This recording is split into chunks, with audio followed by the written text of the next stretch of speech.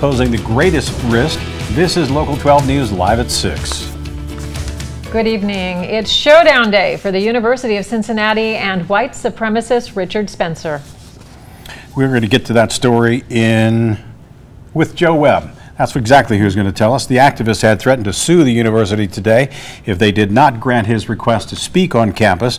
Local 12's Joe Webb has been following the story and filed this report.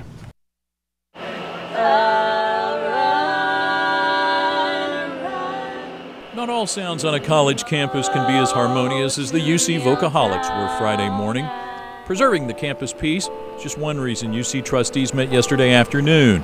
They discussed privately white nationalist activist Richard Spencer's request to rent a room and speak at UC. No decision was made. They can either voluntarily let Cameron Padgett rent a room on campus at which Richard Spencer can speak, or else we will take it to federal court and we will seek any and all relief available to us. UC is in a tough spot.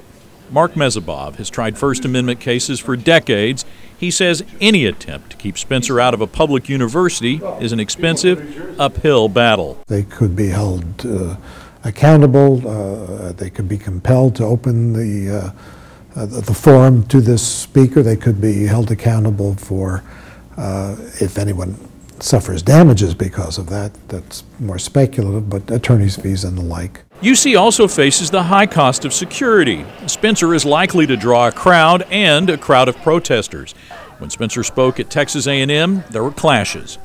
On campus today, no one spoke out in support of Spencer's message. Well, I don't really think it's a good idea for him to speak. It just sounds like a bad idea that's going to cause like a bunch of fights and stuff. But some respected his freedom to speak, regardless of whether they respected what he had to say. I feel he does have the right to speak his mind. Of course, if the university is lawfully rejecting that, then that's their right as well. I mean, I personally obviously disagree with what the gentleman has to say. Now, the deadline imposed by Spencer's lawyer passed about an hour ago. He said he'd file a lawsuit this weekend if he didn't get a response. We just got an email sent to us by the University of Cincinnati, and it's Cincinnati's president's response to the UC community.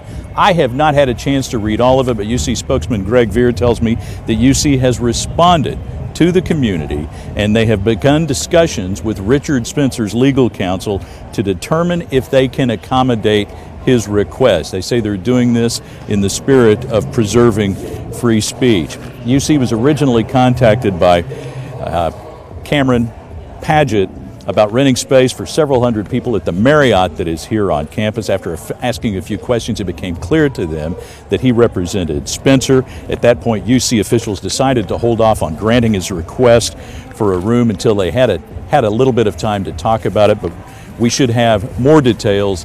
You guys should have that full statement from UC's president back in the newsroom, and we can get that on the air as soon as you guys get that turned around. That's the situation here on the UC campus. I'm Joe Webb, Local 12 News. Rob? Joe, thanks very much. I do, in fact, have that in my hand right now. UC President Neville Pinto released a statement just a couple of moments ago. This is what Joe was talking about. It says, in part, the public university must adhere to the foundational rights embedded in the First Amendment, and that includes protecting speech of all types at all times, even, perhaps especially, words that are blatantly hateful or offensive. Spencer has also given the Ohio State University a today deadline to arrange for him to speak there. He will be speaking at the University of Florida next Thursday. The university president and Florida Senator Marco Rubio are encouraging people to not attend that.